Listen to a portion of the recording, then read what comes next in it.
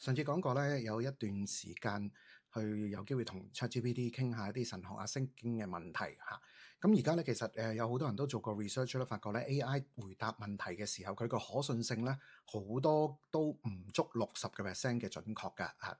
當然講緊一啲好特別嘅議題啦，有啲普通嘅嘢就即係通常問佢咩天氣嘅都冇問題嘅嗱。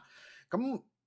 去到釋經啦。特別係有一啲唔同爭議嘅翻譯啊，唔同神學議題即係嘅比較嘅時候，咁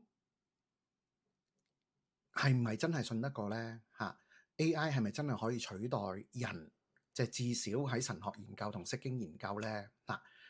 咁我同佢哋嘅對話裏邊咧，佢哋即係 AI 回覆嘅真係好有參考價值嘅嚇。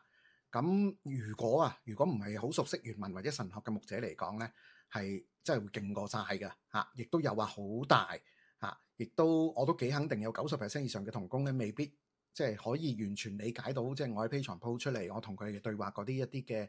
議題，或者睇到佢咁嘅答案嘅時候，喂，點解啊 Ivan 啊串嘴阿叔啊，你做咩？點解覺得 AI 有問題啊？佢哋講嘅好正喎，好啱嘅喎嚇，咁就照單全收啦，咁啊更加會眾就唔識得分辨啦嚇。咁所以咧，往後嘅神學教育同埋每一個人對釋經同埋神學嘅分辨咧，將會面臨一個好大嘅挑戰。而因為覺得 AI 好犀利啦，又好容易咧，即係讓一啲唔懂原文啊、冇深入研究神學嗰啲方嘅人咧，就哇可以好容易就拋到書包啦。咁啊，所謂嘅教導啊、講道咧，對講道人即係教導嘅人同埋講道嘅人咧嘅誘惑同埋誤用嘅機會亦都大增。咁啊，信徒亦都可以咧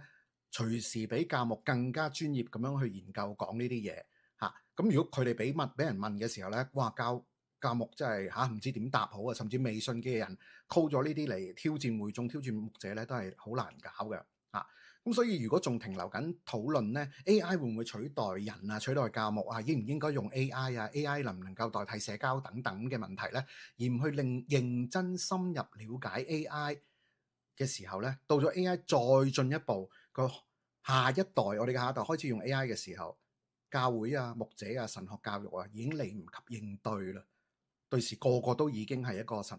謂嘅神學專家，咁我哋對道統嘅了解，對傳統嘅釋經，對我哋即係正統信仰一啲嘅釋經方式、神學嘅立論，係咪有足夠嘅認識呢？絕對喺將來有 AI 之後會帶嚟極大嘅挑戰。